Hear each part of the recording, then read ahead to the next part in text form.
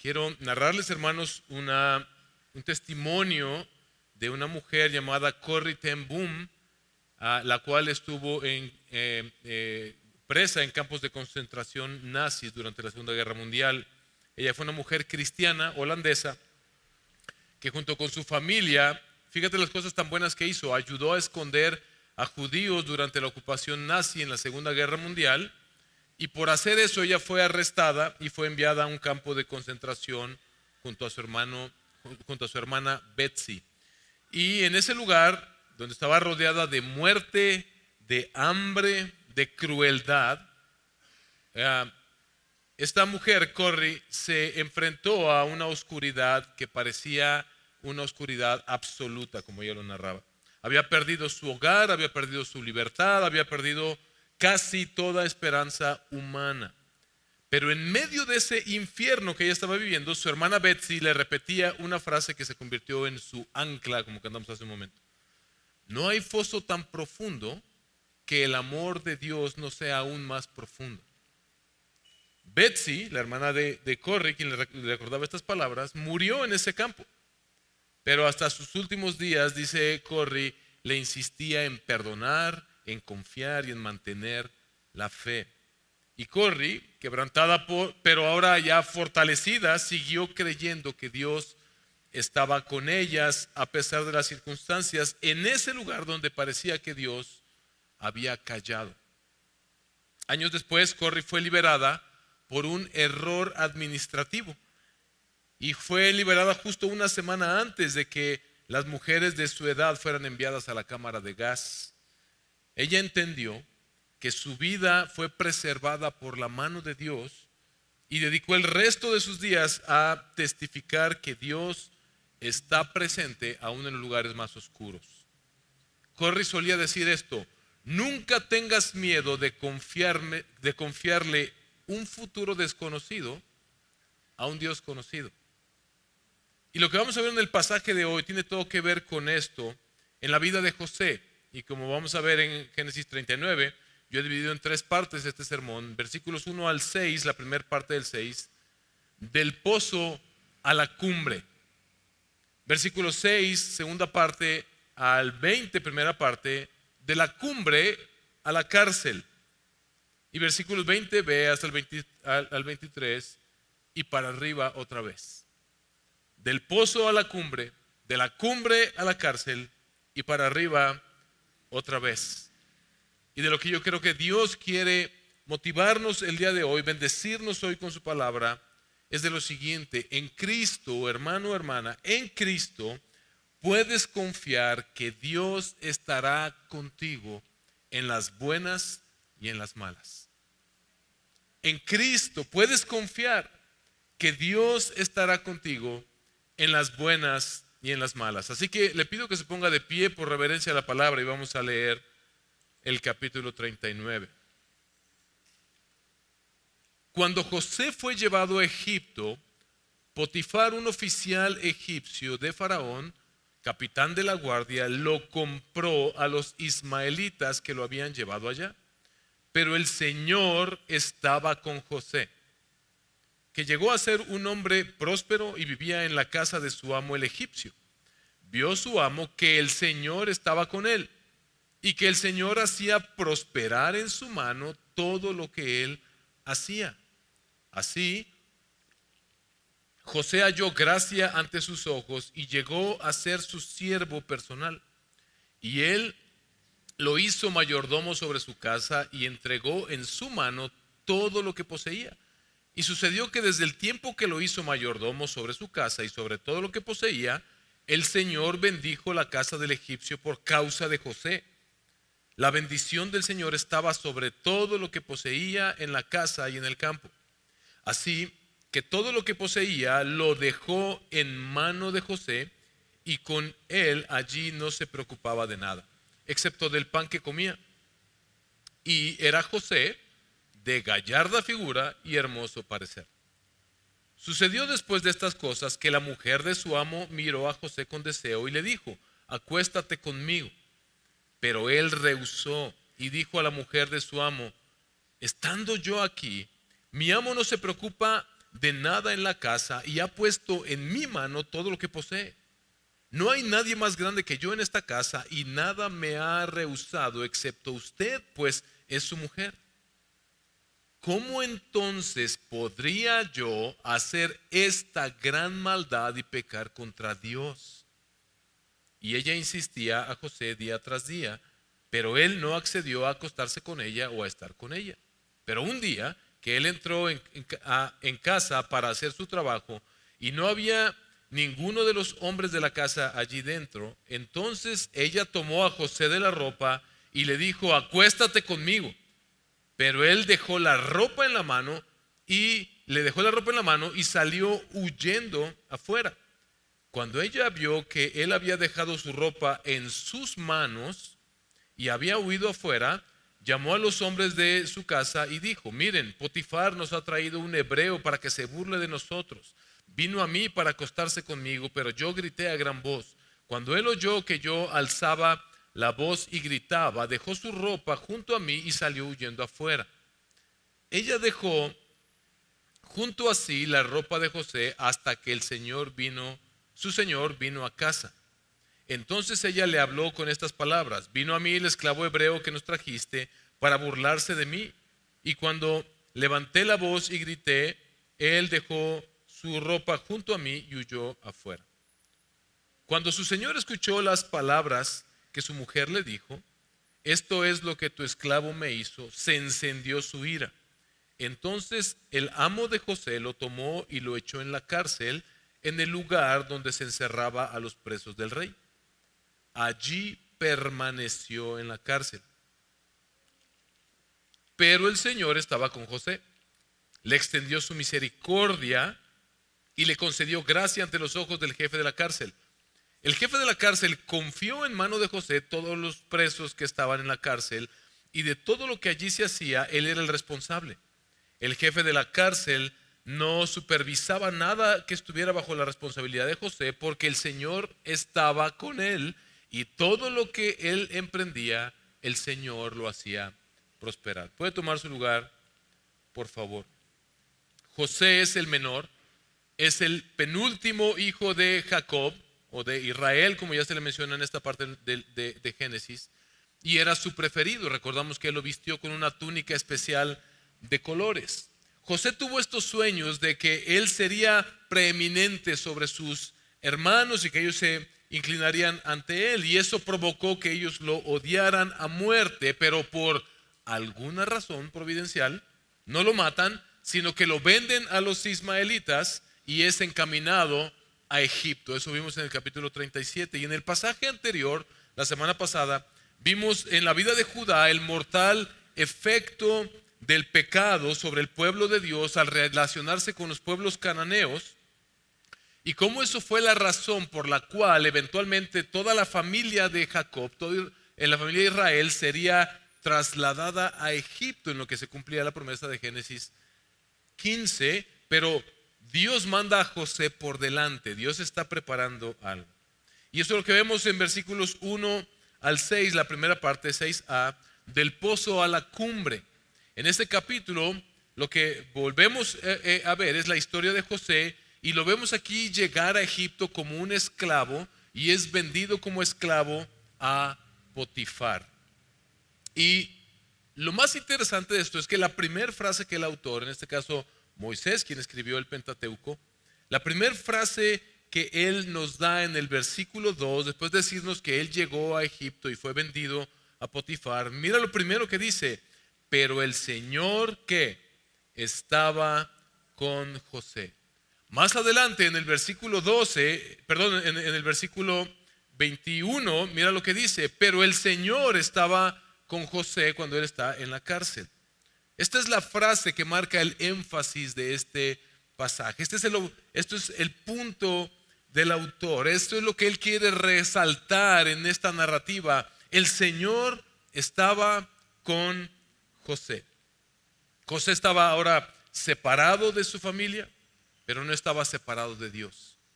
Él estaba exiliado de la casa de su padre, pero el Señor estaba con José. Y esto definitivamente debió haber sido el consuelo y la fortaleza de José. vemos que el Señor le prospera y empieza a prosperar. Todo lo que se pone en las manos de José empieza a prosperar, de tal manera que Potifar entrega todos sus bienes, toda su casa, todos sus, no sé, todo lo que tuviera para administrar, se lo entrega a José y dice, me encanta, de tal manera que él no se preocupaba por otra cosa más que por lo que iba a comer. ¿A cuántos no les gustaría estar en esa situación?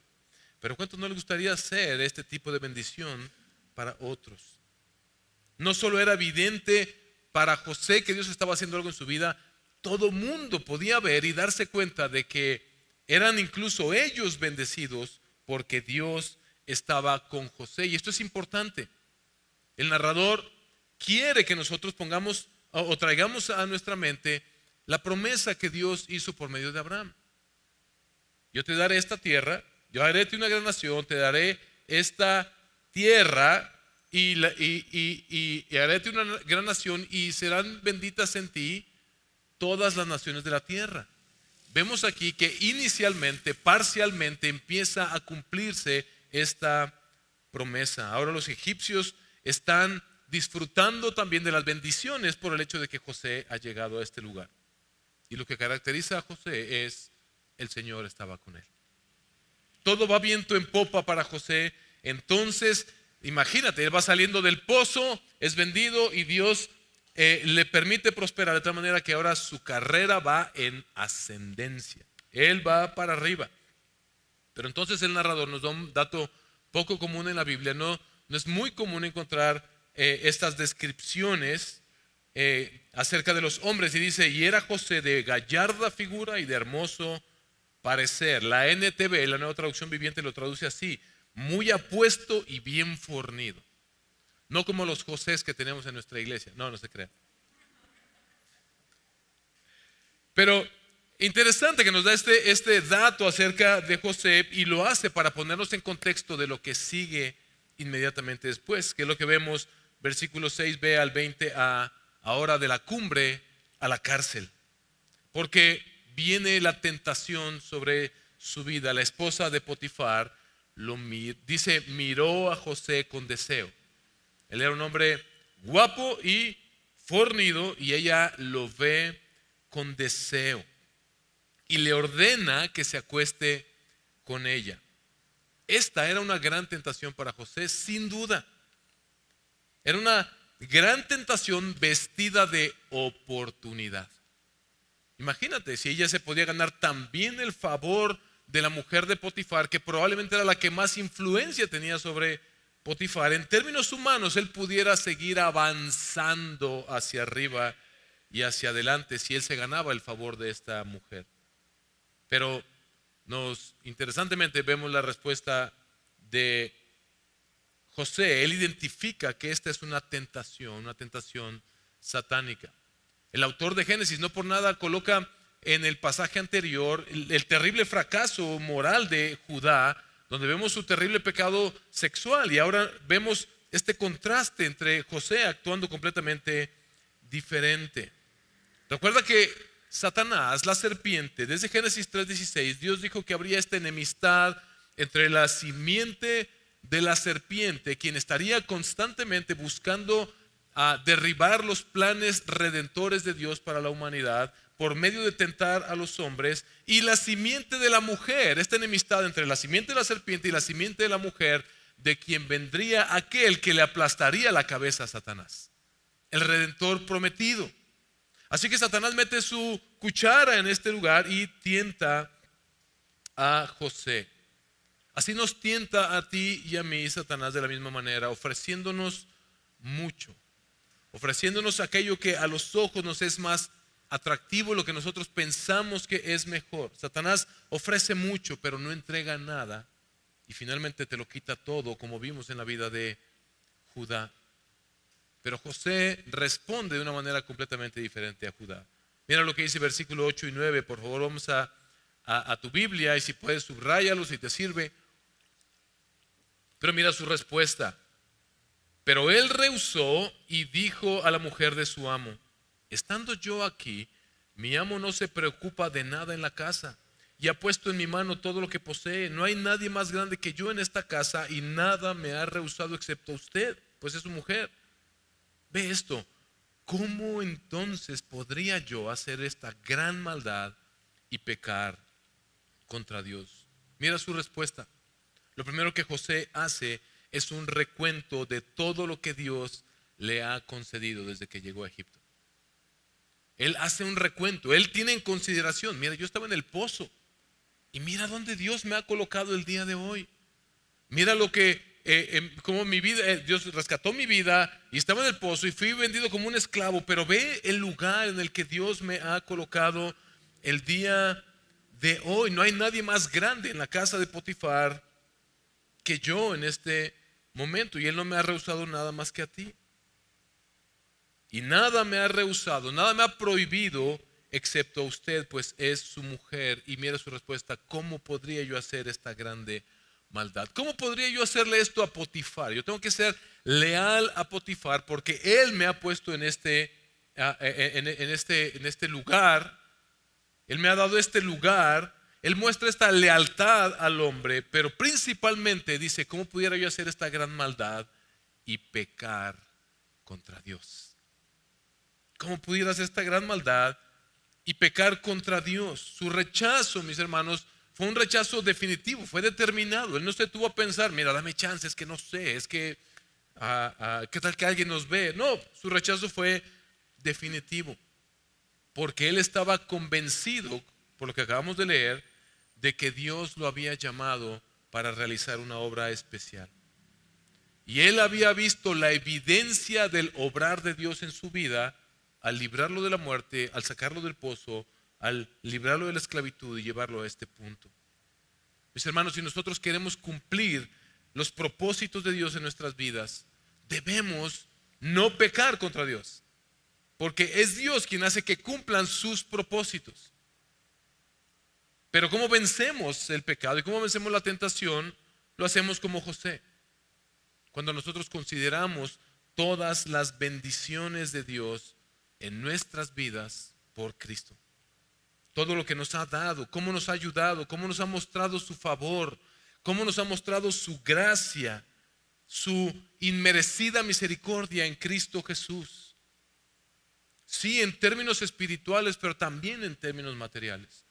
Hermanos, solemos ser muy mal agradecidos porque olvidamos constantemente cómo Dios nos ha mostrado su favor. No valoramos incluso lo mucho o poco que Dios nos ha dado es más de lo que merecemos. ¿Cuándo fue la última vez que tú hiciste un recuento de las bendiciones de Dios en tu vida, espirituales y materiales? Así que José hizo las cosas bien y ahora las cosas van viento en popa, pero la mujer de Potifar estaba decidida a cumplir su propósito. Ella continúa seduciendo a José hasta que un día están solos en su casa, lo toma por las ropas y lo quiere forzar a que se acueste con él, pero José huye y le deja sus ropas en sus manos. Es interesante cómo en este pasaje se repite varias veces la palabra manos o mano. Y parece que la connotación que tenía en aquel tiempo, si ustedes van a ver en varias porciones, en su mano, en mi mano, en sus manos, tenía esta connotación de poder. Esto nos ayuda a comprender esta dinámica en los cambios de estado de la situación de José. Si tú lees desde la Biblia textual, es una traducción que es muy directa desde los textos antiguos al español en este caso. La Biblia textual lo traduce como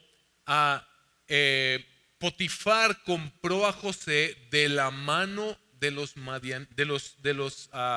ismaelitas. En el versículo 4 vemos que Potifar compra a José de la mano de los ismaelitas y luego Potifar entrega en mano de José todo lo que poseía. Ahora tiene cierto estatus de poder y luego la mujer de Potifar tiene en su mano sus ropas y ahora ahí la que tiene el sartén por el mango y luego más adelante vamos a ver cómo el jefe de la cárcel entrega en la mano de José a todos estos presos. Esto nos va mostrando esta dinámica, estos cambios de quién parece que está en poder, pero lo que vemos en toda la escritura es que José va a terminar más adelante, José va a terminar en el máximo lugar de poder porque este es el plan de Dios que nadie va a poder detener. Pero mientras tanto se da esta dinámica y estos cambios. Esta mujer usa ese poder que ahora tiene con las ropas de José en su mano y lo acusa falsamente de violación. Interesante, es la segunda vez que se usan las ropas de José para culparlo de algo que es falso. Y como resultado de hacer las cosas bien, José termina en la cárcel. Y la pregunta que surge es, ¿por qué? Si José ha venido haciendo todo bien. En ambos casos él estaba sirviendo fielmente. En ambas ocasiones José termina siendo esclavo, tanto cuando lo venden sus hermanos como ahora que está en la prisión por una falsa acusación. ¿Por qué?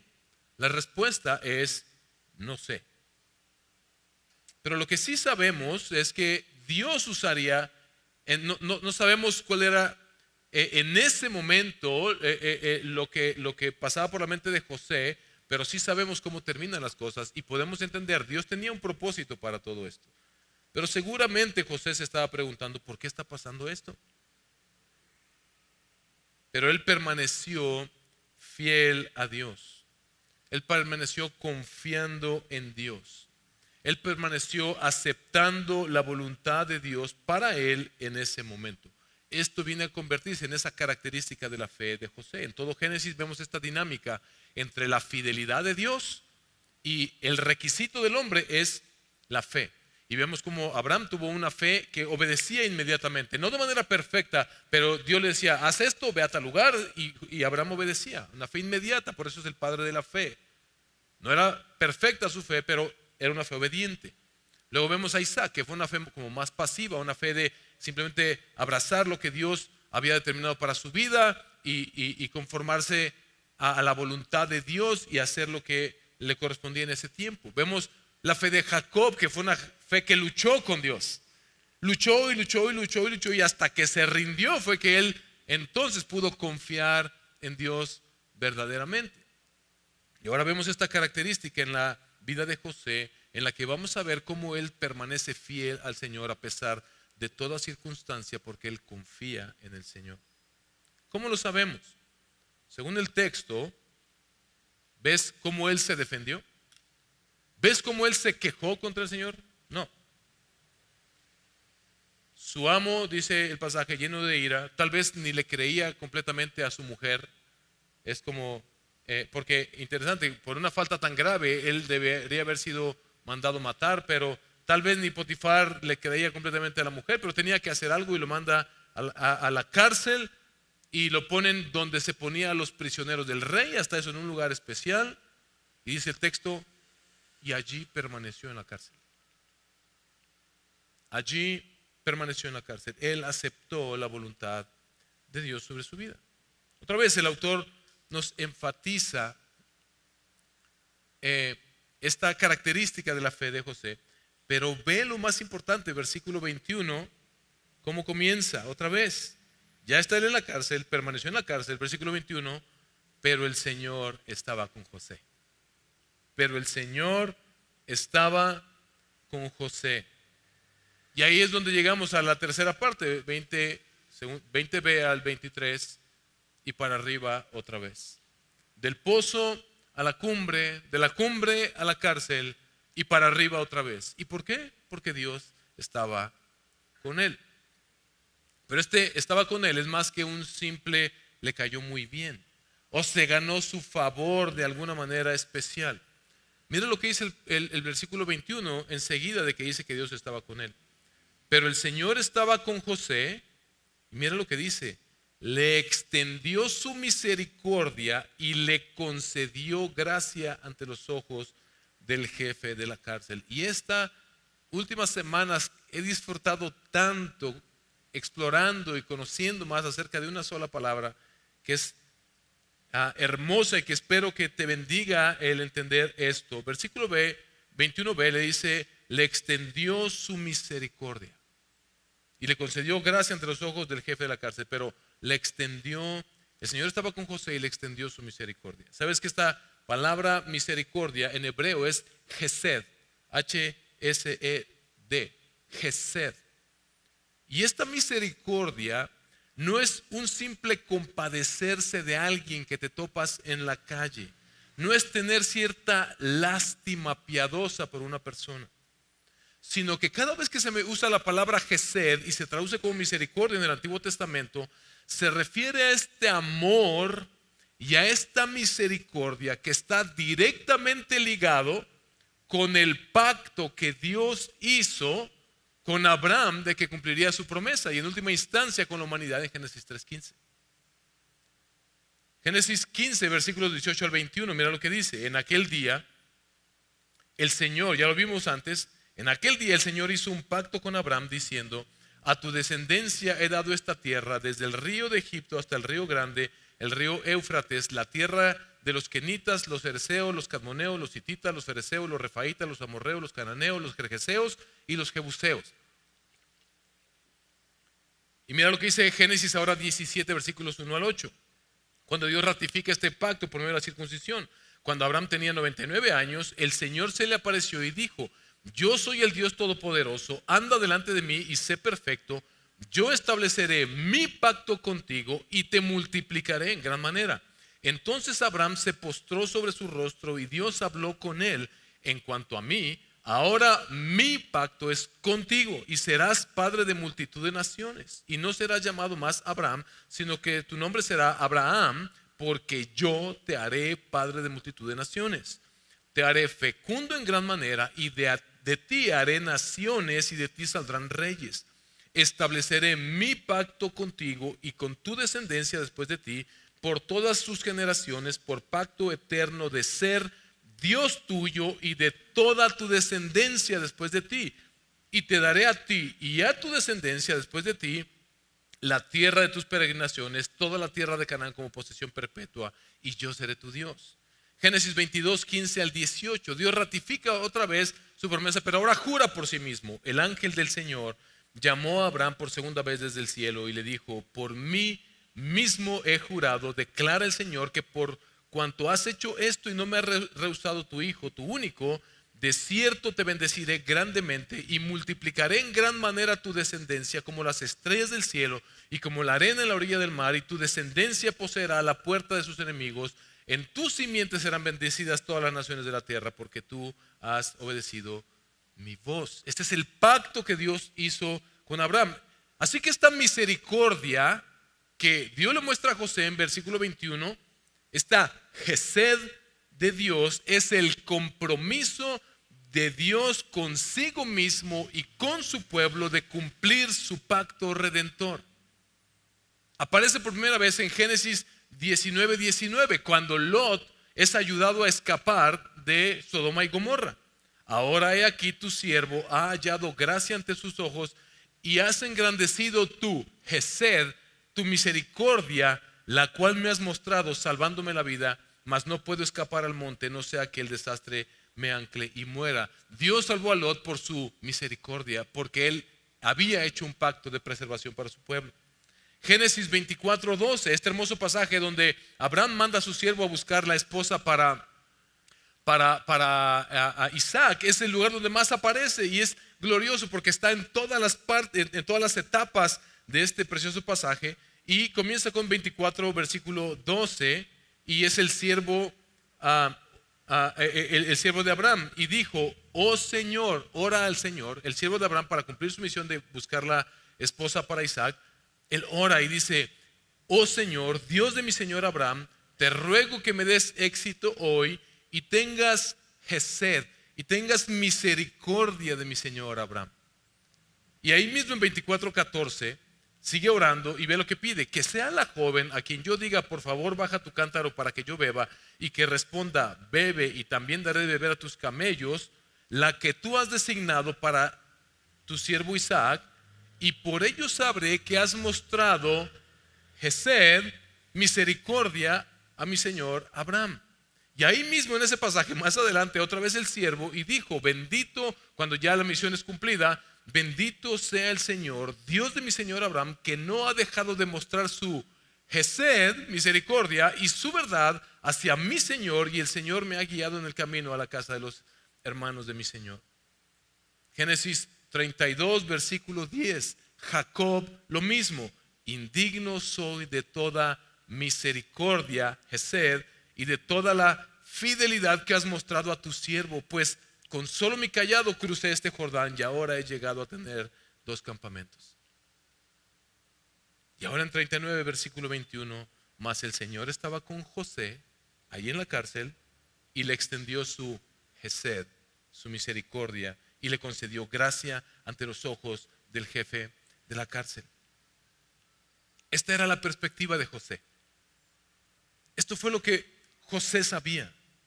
El Señor está conmigo conforme a su misericordia. ¿Cómo pudiera yo pecar con Él cuando Él tiene un propósito para nosotros como familia? Y Él ha hecho un pacto con nosotros y Él, yo no sé cómo, pero por su gesed, por su misericordia, por este amor que está ligado a su compromiso de cumplir su pacto redentor, algo va a hacer.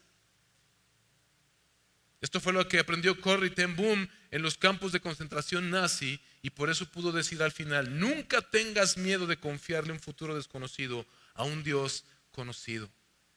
Nosotros podemos conocer a Dios por su misericordia mostrada a nosotros en Cristo Jesús. Así como con José, Dios ha estado siempre con su pueblo. Continúa leyendo toda la Biblia. En todo el Antiguo Testamento esta palabra hesed, hesed, hesed, hesed, hesed se extiende. Y parece que en el Nuevo Testamento, como es griego, no es hebreo, y no hay una palabra que condense eso, se ramifica en gracia, en favor, en misericordia, en redención. Así como con José, Dios siempre ha estado con su pueblo, mis hermanos, en este tiempo que vemos en Génesis, también en el Éxodo, también en el desierto. También el Señor ha mostrado su fidelidad al pueblo cuando estuvo en la tierra prometida, luego en el reinado de David, en el exilio. Pero su punto más alto se encuentra en Jesús. Emmanuel, y llamará su nombre Emmanuel, que significa Dios con nosotros. En Jesús, Dios envió la muestra o más bien, Jesús es la máxima expresión de la misericordia de Dios, a quien Dios envió para bendecir final y definitivamente a su pueblo escogido. Si tú estás en Cristo, si tú le has rendido tu vida al Señor Jesucristo, la misericordia fiel de Dios está sobre tu vida. Y empieza a luchar desde ahorita, y empieza a orar, y empieza a rogarle al Señor que aleje toda mentira diabólica de tu mente que va a tratar de distraerte de esta gran verdad. Si estás en Cristo, la misericordia fiel de Dios está sobre ti. La fidelidad de Jesús fue mucho mayor a la fidelidad de José, porque Jesús no solamente obedeció fielmente al Padre, sino que Él estuvo voluntariamente dispuesto a humillarse hasta lo sumo, a ir a la cruz para pagar por nuestro pecado, por la misericordia de Dios. Jesús, en ese Calvario, Él fue abandonado por el Padre en su momento más adverso, en la cruz, en el peor momento, en el momento más bajo, no solo en la cárcel, sino en la humillación mayor. ¿Sabes para qué? Para que tú y yo no fuéramos abandonados nunca por el Padre a causa de nuestros pecados. Ahora tú y yo podemos leer el Salmo 23 de una mejor manera. El Señor es mi pastor, nada me faltará. En lugares de verdes pastos me hace descansar. Junto a aguas de reposo me conduce. Él restaura mi alma, me guía por senderos de justicia, por amor de su nombre, por lo que Él prometió. Aunque pase por valle de sombra de muerte, no temeré mal alguno, porque tú estás conmigo. Tu vara y tu cayado me infunden aliento. Tú preparas mesa delante de mí en presencia de mis enemigos. Has ungido mi cabeza con aceite. Mi copa está rebosando. Escucha esto. Ciertamente el bien y la gesed y la misericordia me seguirán todos los días de mi vida, y en la casa del Señor moraré por largos días. Y el apóstol Pablo lo dice en Romanos 8, 28 hasta el versículo 39 de esta manera: y sabemos entonces que para los que aman a Dios todas las cosas cooperan para bien. Esto es para los que son llamados conforme a ¿qué? Su propósito. José está alineando su vida al propósito que Dios tiene para él, y entonces él sabe que todas las cosas cooperarán para su mayor bien. Porque a los que de antemano conoció, también los predestinó a ser hechos conforme a la imagen de su Hijo, para que Él sea el primogénito de entre muchos hermanos. A los que predestinó, a esos también llamó. A los que llamó, a esos también justificó. A los que justificó, a esos también glorificó. La gloria está garantizada. Entonces, ¿qué diremos a esto? Si Dios está por nosotros, ¿quién estará contra nosotros? El que no negó ni a su propio Hijo, sino que lo entregó por todos nosotros, ¿cómo no nos dará también junto con Él todas las cosas? ¿Quién acusará a los escogidos de Dios? Dios es el que justifica. ¿Quién es el que condena? Cristo Jesús es el que murió. Sí, más aún el que resucitó, el que además está a la diestra de Dios, el que también intercede por nosotros. ¿Quién nos separará del amor de Cristo? ¿Tribulación, o angustia, o persecución, o hambre, o desnudez, o peligro, o espada? Tal como está escrito: por causa tuya somos puestos a muerte todo el día, somos considerados como ovejas para el matadero. Pero en todas estas cosas somos más que vencedores por medio de aquel que nos amó. Porque estoy convencido, dice Pablo, de que ni la muerte, ni la vida, ni ángeles, ni principados, ni lo presente, ni lo porvenir, ni los poderes, ni lo alto, ni lo profundo, ni ninguna otra cosa creada nos podrán separar del amor de Dios que es en Cristo Jesús, Señor nuestro. Mira el poder de esto. Ahora nosotros, porque estamos en Cristo, podemos clamar y apelar a la misericordia de Dios bajo esta perspectiva. No es rogarle a Dios como un pordiosero que se acerca pidiendo lástima. Tampoco es como sobornar a un político con sacrificios, con mandas, con dinero. Sino que si estamos en Cristo, tenemos la plena seguridad de que somos de Dios, por lo tanto su misericordia está sobre nosotros. Y esa misericordia es su gesed, su amor ligado a su compromiso de salvar. Y eso nos da la garantía de que todo aquello que acontezca en nuestras vidas será conforme a un plan establecido por Él. Y que su perfecto plan para tu vida y para mi vida siempre se va a llevar a cabo, independientemente de que a veces estemos en el pozo, en la cumbre o en la cárcel. No importan nuestras circunstancias buenas o malas, mis hermanos, Él cumplirá sus propósitos gloriosos en nosotros. Nosotros debemos pedirle al Señor, debemos orar cada día: Señor, cumple tu perfecta voluntad en mi vida conforme a tu misericordia, conforme a tu gesed. José fue puesto nuevamente en este camino cuesta arriba y desde la cárcel. Dice que Dios le dio gracia ante los ojos del jefe de la cárcel. Y otra vez, por medio de los egipcios, vuelven a ser bendecidos. Por medio de José vuelven a ser bendecidos los egipcios. Y en Cristo se cumple finalmente esta promesa. Por eso es que hoy hasta los mexicanos como tú y como yo somos aceptados como hijos de Dios, como lo vimos en Efesios 2. Y por lo tanto somos acreedores de la misma promesa y de la misma misericordia de Dios. En Cristo tú puedes confiar que Dios estará contigo en las buenas y en las malas, que su misericordia está sobre ti. Vimos a José en este capítulo llegar a Egipto como esclavo, vendido como esclavo a Potifar, prosperado por Dios, ascender por los ascensos que le da su amo, vencer la grave tentación, ser traicionado por la mujer de Potifar, ser metido en la cárcel, pero otra vez ser fortalecido allí con grandes señales de parte de Dios. Dios le mostró que seguía estando con él y él vuelve a emprender su ascenso. Nuestras vidas van a presentar altibajos, mis hermanos. Hay tantas circunstancias en este mundo, pero aprendemos de la fidelidad de José a interpretar la vida y sus circunstancias, malas o buenas, a la luz de los propósitos de Dios para nuestras vidas y de su misericordia. Sí, tal vez esto está del nabo en este momento, pero sé dos cosas: Dios tiene la misericordia de Dios está sobre mi vida porque estoy en Cristo. Y número dos, Él tiene un plan para mi vida y Cristo está a la diestra del Padre intercediendo por mí. Él está conmigo. No sé cómo voy a terminar esto, pero yo un día veré el final del túnel, volveré a ver la luz.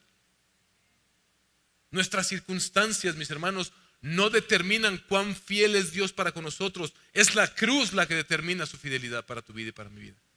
Porque por esa cruz tienes la garantía de que su misericordia está sobre ti.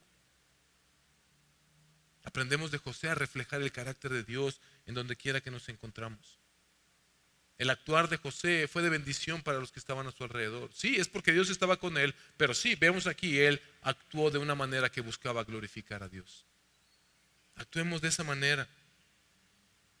Recordemos que para vencer la tentación, mis hermanos, debemos considerar que nuestras vidas las vivimos coram Deo, delante de Dios. Dios está viendo todo el tiempo, en toda circunstancia, nuestro actuar. Y Jesús está intercediendo por nosotros. Lo tenemos todo para vencer la tentación al recordar cómo pudiera yo hacer esta gran maldad y pecar contra Dios. En todo Génesis y en toda la Escritura vemos esta dinámica de la fidelidad de Dios a su pacto de redención y la fe que nos es requerida, y esa fe se muestra en obediencia al Señor. Inevitablemente los que estaban alrededor de José notaban las bendiciones sobre sus propias vidas porque Dios estaba con él. Y esto ha sido la característica desde el principio. ¿Te acuerdas que lo mismo se dijo de Abraham? Se reconoció que Dios estaba con él. Lo mismo le dijeron a Isaac, Dios está con él, reconocemos que Dios está contigo.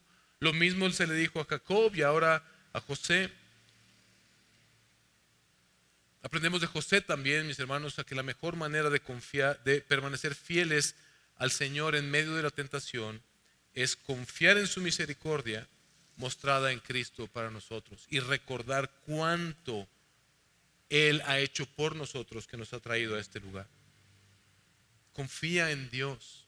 Pídele al Señor que te ayude a confiar en Él. Y recuerda que no hay circunstancia que se salga jamás del control de nuestro Señor. Aprendemos de Dios que Él está en perfecto y completo control. La vida en este mundo caído sin duda tendrá sus altibajos. Nuestra confianza no es que nunca habrá dificultades, sino que Él estará con nosotros.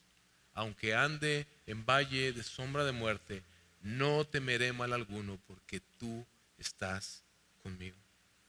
Él va a usar, mis hermanos, hasta nuestras peores circunstancias y hasta la injusticia que se llegara a cometer en nuestra contra para su gloria y para nuestro bien, conforme a su perfecta voluntad en Cristo Jesús. Si estás en Cristo, confía en que Él está contigo siempre, en toda circunstancia. Póngase de pie, por favor. Aprendemos también, mis hermanos, de este pasaje que Dios nos va a colocar en aquellos lugares que Él decida. Pecamos muchas veces de falta de contentamiento. Quisiéramos estar en otro lugar, no donde Dios nos ha puesto el día de hoy. Pero José permaneció en la cárcel. Él pudo esperar en ese lugar. Si es un lugar como la cárcel, permanece fiel al Señor. Y si es un lugar de prosperidad, permanece fiel al Señor. Acepta su voluntad. Es lo que Pablo le dice a los corintios: el que fue llamado siendo esclavo, permanezca siendo esclavo; el que fue llamado libre, permanezca siendo libre; el que fue llamado siendo circuncidado, permanezca siendo circuncidado; el que fue llamado en incircuncisión, permanezca en incircuncisión. No es un conformismo, Él nos está llamando al contentamiento. Pero no va a haber contentamiento en tu vida a menos que comprendas que en Cristo la misericordia de Dios está sobre ti y que Él tiene un propósito para tu vida y que Él está en control de toda circunstancia. Acepta su voluntad con expectativa. No te conformes, acepta su voluntad con expectativa. Hazte la pregunta: ¿por qué el Señor quiere que yo esté aquí el día de hoy? ¿En adversidad o en prosperidad? ¿Para qué el Señor me ha colocado en este momento, en este lugar? ¿Cómo yo voy a glorificar su nombre? ¿Y cómo Él quiere usarme para avanzar sus propósitos? Los propósitos de su reino por medio de estas circunstancias. Eso le va a dar perspectiva a tu vida, te va a dar ánimo y te va a dar propósito en medio de cualquier situación. Esta era la certeza de José. Tú y yo necesitamos que el Señor nos haga crecer en esta confianza en Él. José se aferró a lo que Dios le reveló en un par de sueños, que él iba a ser más grande que sus hermanos. Él entendió que esa era la voluntad revelada de Dios y se aferró a ello. Tú y yo no necesitamos que Dios nos revele sueños el día de hoy. Hebreos capítulo 1, versículos 1 al 2 dice: Dios, habiendo hablado hace mucho tiempo, en muchas ocasiones y de muchas maneras, incluidos los sueños, a los padres por los profetas, en estos últimos días, ¿qué? Nos ha hablado por su Hijo, a quien constituyó heredero de todas las cosas, por medio de quien hizo también el universo. Y Jesús es la revelación completa de la voluntad de Dios para tu vida y para mi vida. Y Jesús nos dio propósito. No vivimos para lamentarnos cualquiera que sea nuestra situación, o simplemente para disfrutar si nuestra situación es de prosperidad. No. José entendía que su vida tenía un propósito mayor en el reino de Dios. Tú y yo tenemos un propósito mayor. Y este Jesús, no necesitamos sueños, Jesús nos ha revelado cuál es nuestro propósito. Mateo 28, 16 al 20. Pero los 11 discípulos se fueron a Galilea, al monte que Jesús les había señalado. Cuando lo vieron, lo adoraron, pero algunos dudaron. Eso es después de su resurrección, antes de su ascensión, y Él nos da esta comisión. Acercándose, Jesús les dijo: toda autoridad me ha sido dada en el cielo y en la tierra. Vayan pues y hagan discípulos de todas las naciones, bautizándolas en el nombre del Padre, del Hijo y del Espíritu Santo. Así es como tú y yo podemos ser parte del cumplimiento de la promesa de Dios de ser bendición para todas las naciones de la tierra, enseñándoles a guardar todo lo que les he mandado. Y recuerda esto: si tú buscas alinear tu vida con el propósito de Dios de dar más gloria a su nombre, de vivir por y para su reino, para el avance de su reino, tenemos esta promesa: yo estoy con ustedes todos los días hasta el fin del mundo. En Cristo puedes confiar que Dios estará contigo en las buenas y en las malas. Señor, te damos muchas gracias, Padre eterno, por tu preciosa palabra, que ahora entendemos, Señor, por qué este mundo se opone tanto y busca tantas maneras de distraernos, Señor, de atraer nuestra atención hacia cosas superficiales, tontas, hacia preocupaciones, hacia situaciones de las cuales no tenemos ni siquiera el control, para distraernos de estas verdades gloriosas, Señor. Y nuestra naturaleza pecaminosa, nuestro viejo hombre, tiende a abrazar, Señor, esas mentiras que vienen de afuera en lugar de abrazar estas gloriosas verdades. Por eso venimos hoy delante de ti a pedirte: ayúdanos, Señor, a comprender que en Cristo tu misericordia está sobre nosotros.